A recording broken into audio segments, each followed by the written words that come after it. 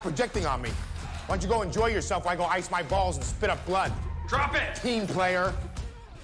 And boom, we are live. Welcome, folks, to the American Movie Podcast. If you've never been here before, welcome aboard. I go through movies, news, documentaries, Netflix series, Netflix originals, and today I get to bring you Velvet Buzzsaw. Velvet Buzzsaw, man, you can't say the show is not unique. It's starring Jake Gyllenhaal. And I didn't like the title. The title is just so ominous. You have no idea what the hell this is about. So it's about these pretentious art critics in Los Angeles and just the absurdity and how serious they take their profession and their job. And they're so analytical and just negative towards all of these pretty much blasé art pieces. And they create and conjure up all of these feelings and perceptions on this art. And it's very, very interesting just to see this portrayed, because I didn't really know much about the luxurious art scene inside Los Angeles. So that in and of itself was pretty interesting. But the director of this is also the director of Nightcrawler, one of my favorite Jake Gyllenhaal movies. So he brought forth that narrative of videographers videoing travesty pretty much in the LA streets. So he brings you the luxurious art scene in these LA streets. And tonally, this was off the charts crazy. It took a crazy turn that I didn't really foresee. And if you haven't seen the trailer, you're not going to expect the transition into this. So it's about these art critics, and I'll get to the motif and the overarching theme to it too. But so it's these art critics. They find it's very hard and difficult to get into the art world. So this one woman who is a tenant in a random apartment, someone in her apartment dies, and then there happens to be this crazy art there. And so she's like, "Hey, who's going to take this art?" And he's like, and the people are junking it. And they're like, "Hey, he has no family, blah, blah, blah." And so she takes it. And she takes it to Mrs. Hayes, who's played by the ever-popular Renee Rousseau. You've seen her before, I'm sure. So she takes this extravagant art to Rousseau, or Hayes, and she loves it. So this is her in to get into the luxurious art world. This is Josephina. So then Jake Gyllenhaal sees it. He all loves it. And then something takes a turn. The art starts killing people. The art starts whacking people. And it gets a little repetitive in the depths in which this art takes these lives.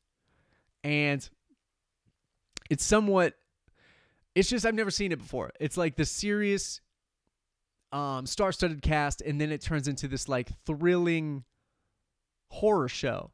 And you can't say it wasn't unique. But there was the characters were also very, very interesting.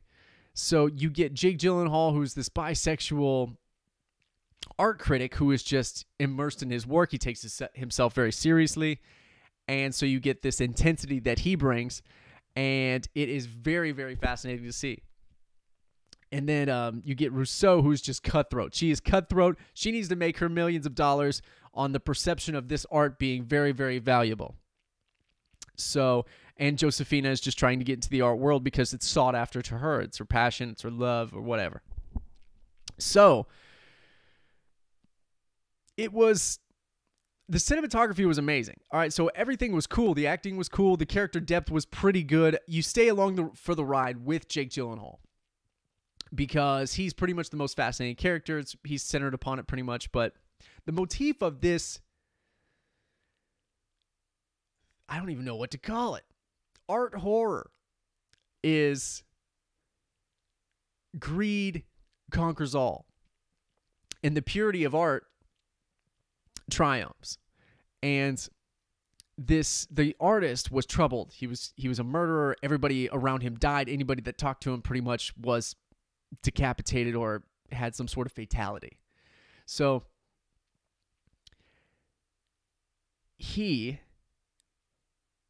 or his soul, comes out of his paintings and kills people. So all of these people are using his art for monetary gain, or a gain in the upper echelons, or some sort of contemporary prestige.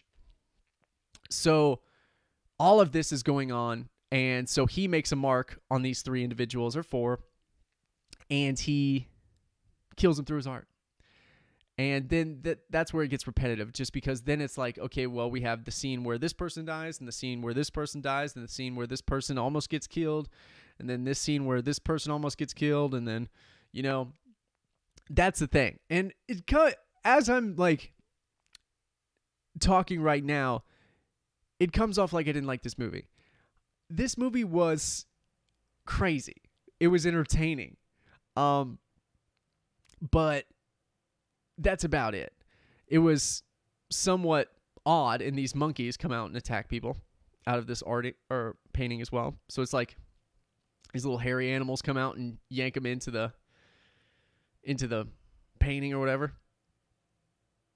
So by no means is this going to get an Oscar, but I thought it was a pretty good movie. People get really offended when you call it a show and it's a movie. So that's about it. I mean, I think it's a cool watch. It's about 2 hours. And oh yeah, I forgot to mention there's this robot Lone Ranger who looks like Fred Armisen, and he talks like this, and I will kill you. Like, that was a little silly to me. It looked like they strapped this guy up with Christmas lights and then put a blindfold on him. So it was very, very funny in that way. So the absurdity they do a good job at creating the absurdity and the pretentiousness of the art world. So like, these characters are in depth, and they are created well, and they are portrayed well.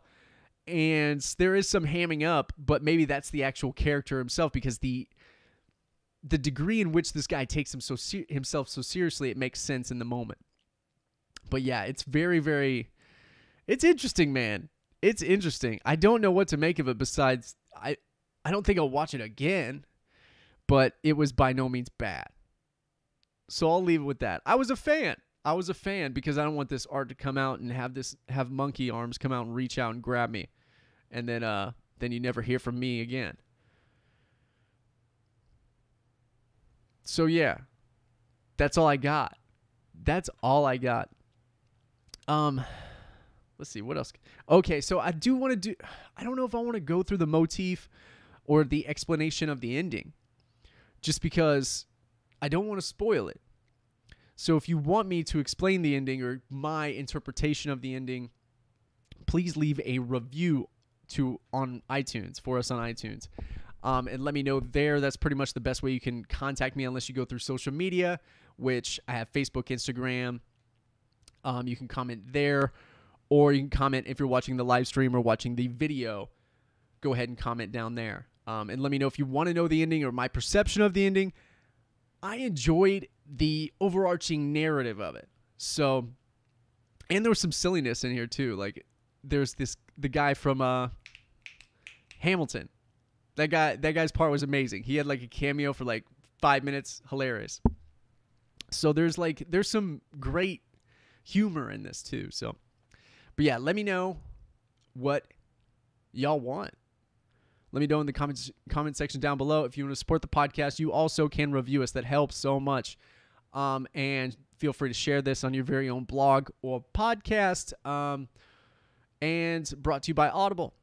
All the sponsors are down below in the section. And I'm going to leave it with Jake Gyllenhaal's freak out scene, where it's just amazing. Hold on. I'm going to leave it out with this.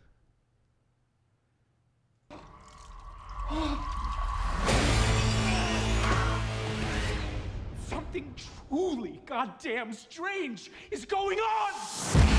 Boom. All right. So thank you so much, folks.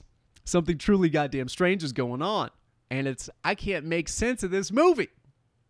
So until next time, thank you so much.